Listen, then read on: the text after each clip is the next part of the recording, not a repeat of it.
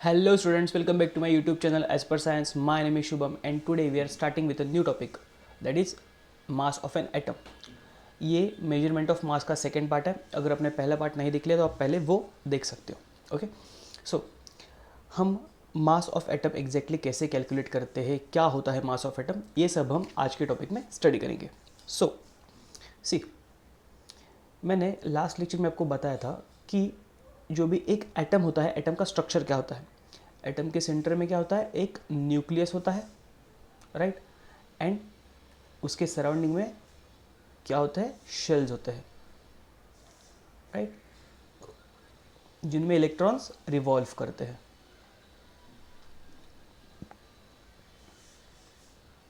ठीक है. सो ये जो सेंटर है, सेंटर में क्या है आपके, न्यूक्लियस. न्यूक्लियस में दो पार्ट्स होते हैं, proton and neutron. Proton and neutron.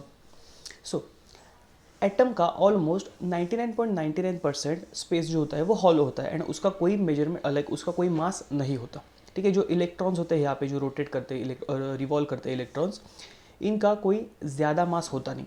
So atom में मोस्ट ऑफ द मास जो सिचुएटेड होता है, that is in the nucleus. जो यहाँ पे ये ग्रीन कलर का न्यूक्लियस है, most of the mass like more than 99% मास इसी का होता है. ठीक है. सो अगर हमें एक एटम का वेट कैलकुलेट करना है तो हमें इलेक्ट्रॉन्स का वेट नहीं कैलकुलेट, एटम का अगर मास कैलकुलेट करना है तो हमें कोई भी इलेक्ट्रॉन का मास कंसिडर नहीं करना, बिकॉज वो बहुत नेग्लिजिबल होता है. हमें सिर्फ और सिर्फ इस न्यूक्लियस का मास कंसिडर करना होता है. ठीक है. अगर हमें कोई भी एक एटम का मास अगर हमें निकालना है तो हमें इस न्यूक्लियस का मास निकालना होगा. ओके. सो एग्जैक्टली न्यूक्लियस का मास कैसे निकालेंगे. सो सी, न्यूक्लियस के अंदर दो कंपोनेंट्स है. पहला क्या है, प्रोटॉन, एंड दूसरा क्या है, न्यूट्रॉन. यही दो मेन चीज़ें हैं जो कि एक एटम को उसका एक मास देती है. ठीक है. सो देखो, a mass of an atom is of protons and neutrons. यही दो मेन कंपोनेंट्स है जो कि एक एटम को क्या देते हैं, मास देते हैं. ठीक है. सो प्रोटॉन प्लस न्यूट्रॉन हम क्या कहते हैं, एटॉमिक मास नंबर. सो जो भी हम प्रोटॉन एंड न्यूट्रॉन का मास कैलकुलेट करते हैं तो उसको हम क्या कहते हैं, एटॉमिक मास नंबर कहते हैं. एंड प्रोटॉन प्लस न्यूक्लियस को एक टर्म भी दिया जाता है, that is nucleons. Sorry, protons plus neutrons को यहाँ पे न्यूक्लियंस नहीं आएगा, यहाँ पे न्यूट्रॉन्स आएगा. ठीक है. उनको क्या टर्म देते हैं, न्यूक्लियॉन्स टर्म देते हैं, बिकॉज इसी से न्यूक्लियस बना हुआ होता है. Okay. So mass of an atom, protons plus neutrons, जिसको हम क्या कहते हैं, एटॉमिक मास नंबर भी कहते हैं. एंड प्रोटॉन प्लस न्यूट्रॉन को क्या टर्म दिया जाता है, न्यूक्लियॉन्स, ये टर्म दिया जाता है. ठीक है.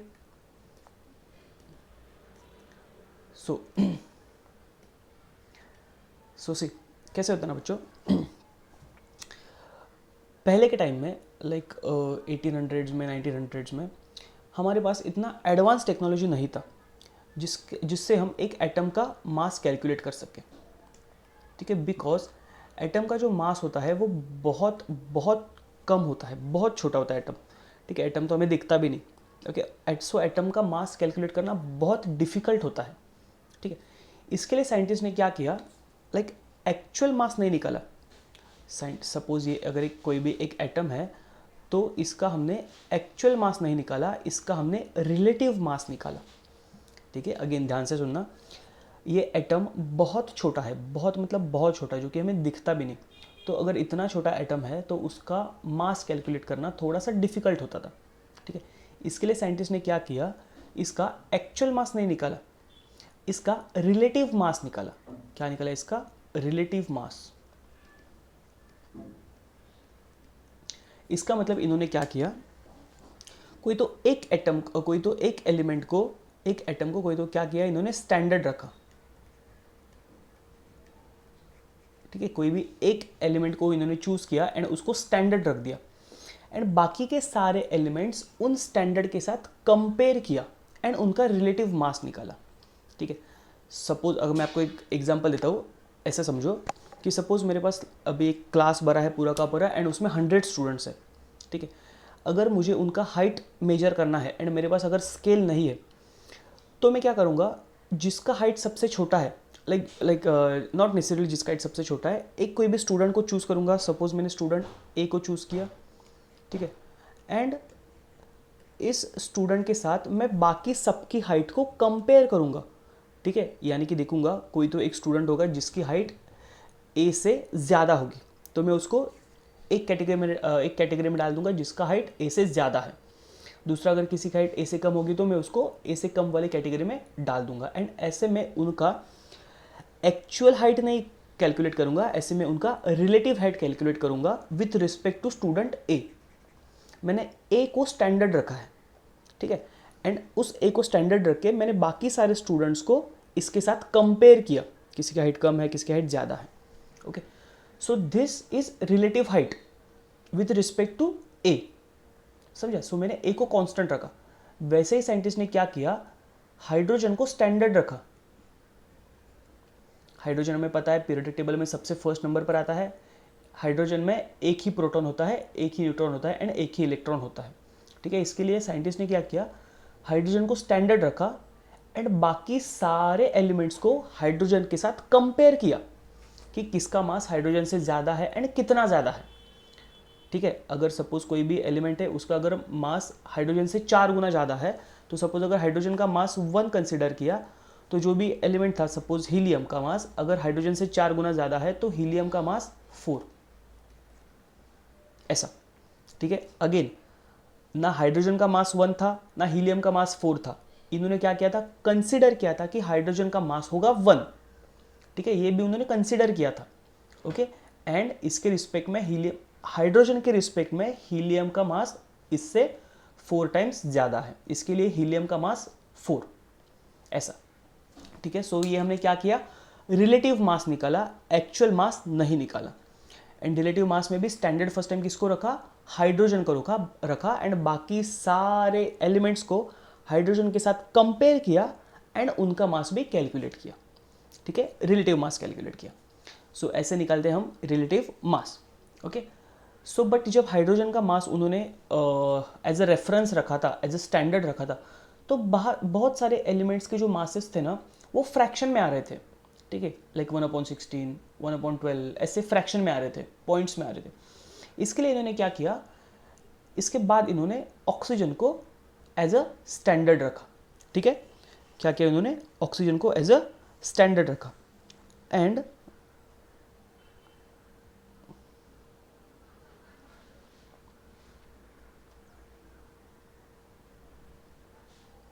सॉरी ऑक्सीजन को नहीं, कार्बन को स्टैंडर्ड रखा, कार्बन को स्टैंडर्ड रखा जिसका एटॉमिक नंबर क्या है, 12, ठीक है। एंड बाकी सारे एलिमेंट्स इसके साथ कंपेयर किए, ओके। इन्होंने क्या किया, कार्बन को एज अ रेफरेंस रखा, ठीक है, जो हमने यहाँ पे स्टैंडर्ड रखा था हाइड्रोजन, जिसके साथ हम लाइक ये रेफरेंस था, बाकी सारे के सारे हम एलिमेंट्स को इसके साथ कंपेयर करते थे।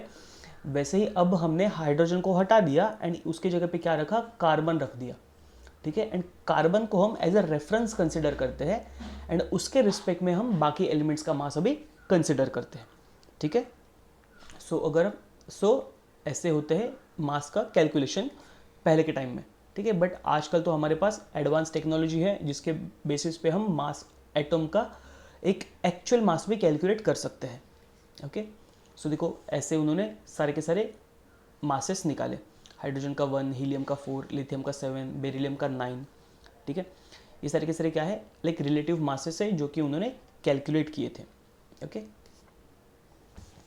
सो आजकल जैसे मैंने बोला हमारे पास बहुत एडवांस टेक्नोलॉजी है, ऑन दैट बेसिस हम एक एटम का मास कैलकुलेट कर सकते हैं। एंड जो भी हम एटम का मास कैलकुलेट करते हैं उसको हम यूनिट देते हैं डाल्टन। क्या यूनिट देते हैं, डाल्टन, ठीक है। डाल्टन का सिंबल है U। सो एक डाल्टन यानी 1.66 इंटू 10⁻⁻27, सो जो 10⁻⁻27 इतना कम होता है मास एक एटम का, 10⁻⁻27। सो इसके लिए पहले के टाइम में ऑब्वियसली हमारे पास इतनी एडवांस टेक्नोलॉजी नहीं थी, इसके लिए हमने रिलेटिव मास निकाला था, बट आजकल हम एक्चुअल मास भी उसका निकाल सकते हैं, ठीक है। सो ये होता है साइंस में एडवांस, इतना एडवांस टेक्नोलॉजी हुआ है साइंस में। Next chemical symbols. सो देखो हमारे पास बहुत सारे एलिमेंट्स है, बहुत सारे कंपाउंड्स है, बहुत सारे केमिकल्स है, ठीक है। अगर हम सबका फुल नेम लिखेंगे तो लाइक वो बहुत टाइम कंज्यूमिंग होता है एंड समटाइम्स कॉम्प्लिकेटेड भी होता है, ठीक है। इसके लिए हम क्या करते हैं, बहुत सारे केमिकल्स को ना एक सिंबल देते हैं, लाइक वो सिंबल उस केमिकल को रिप्रेजेंट करेगा। कुछ साइंटिस्ट ने पहले अजीब सिंबल दिए थे, लाइक हाइड्रोजन को उन्होंने ऐसा कुछ तो सिंबल दे दिया, बिकॉज एक ही प्रोटॉन, एक ही न्यूट्रॉन एंड एक ही इलेक्ट्रॉन, इसके लिए ऐसा दे दिया। देन कार्बन को ऐसा सिंबल दे दिया। बट ऐसे सबको तो, इतने सारे एलिमेंट्स को हम लोग सबको तो ऐसे अलग अलग सिंबल नहीं दे सकते। इसके लिए क्या किया, ये जो बेर्जिलेस साइंटिस्ट था, इसने बोला कि देखो ऐसे हम अजीब अजीब सिंबल नहीं देंगे, ठीक है। हम लोग क्या एंशिएंट ग्रीक से नहीं है कि ऐसे अजीब अजीब सिंबल देने के लिए। इसलिए इन्होंने क्या डिसाइड किया कि जब सपोज अगर कार्बन है तो कार्बन का फर्स्ट लेटर क्या है, सी, तो कार्बन का सिंबल बनेगा सी, सी फॉर कार्बन, ठीक है। अभी सी से बाकी भी बहुत सारे एलिमेंट्स आते हैं, बट हम उनको मतलब उनको उनका अलग कुछ तो सिंबल रहेगा, उनको हम सी से रिप्रेजेंट नहीं करेंगे। सी इज फॉर कार्बन, ये फिक्स हो गया, ओके। जैसे कि हाइड्रोजन का क्या है, एच, ठीक है। अभी एच से तो हीलियम भी स्टार्ट होता है, बट हमको पता है क्या है, हीलियम, एच से हीलियम भी स्टार्ट होता है, सो इसके लिए हमने हीलियम को दूसरा सिंबल दे दिया, एच ई, ऐसा, ठीक है। सो ये सब कुछ, ये जो केमिकल सिंबल दिए, ये सब कुछ बेर्जिलियस ने लाइक सजेस्ट किया था कि ऐसे हम एक एक सिंबल दे देंगे सारे के सारे एलिमेंट्स को, एंड आज सारे के सारे एलिमेंट्स को हम सिंबल से ही रिप्रेजेंट करते हैं, जो कि बहुत ईजी होता है। एंड अभी तो आपको थोड़ा डिफिकल्ट लगेगा, बट विद टाइम आपको भी इसकी आदत हो जाएगी, एंड आप सबको केमिकल सिंबल पता होनी चाहिए कि क्या क्या है, ठीक है। मैं भी आपको ऐसे बीच बीच में बताते रहूँगा क्या क्या होता है, ओके।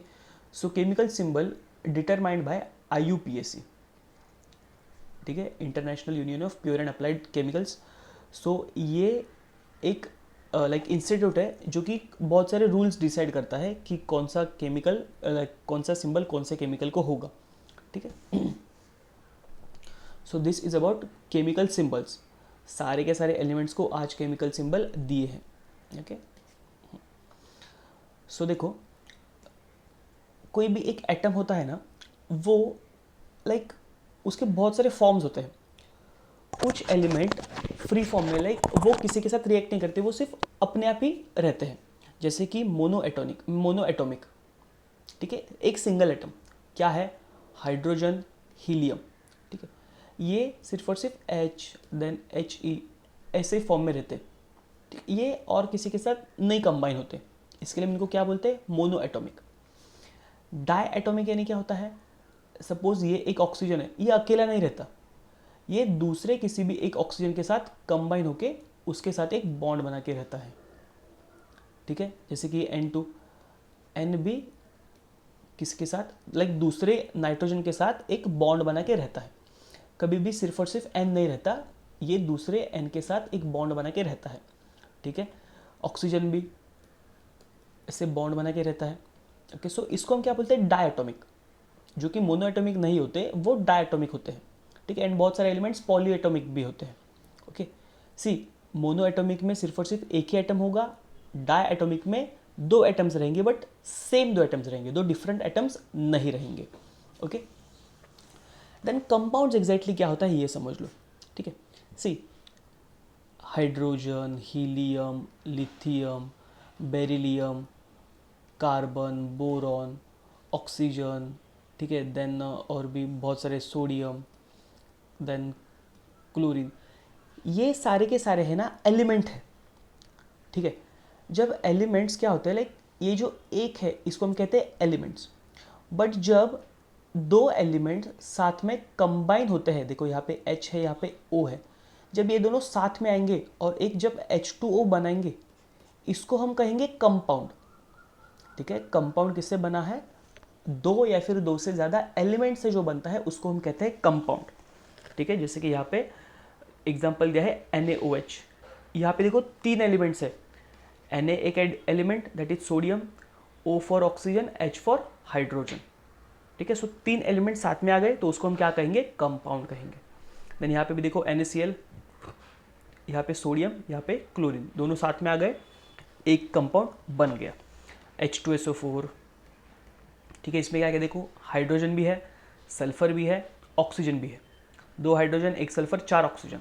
सो ये क्या बन गया, हमारा कंपाउंड बन गया। अगर सिर्फ और सिर्फ एक ही प्रेजेंट होगा तो उसको हम कहेंगे एलिमेंट। देखो यहाँ पे ये सारे के सारे क्या है, एलिमेंट्स। बट जब वो एलिमेंट साथ में आएंगे तो क्या बनेगा, एक कंपाउंड बनेगा, ठीक है। सो आई होप आज का लेक्चर आपको समझ में आया होगा। अगर आपको कुछ डाउट होता है तो आप मुझे कमेंट सेक्शन में पूछ सकते हैं। मिलते हैं नेक्स्ट लेक्चर में, तब तक के लिए गुड बाय, टेक केयर।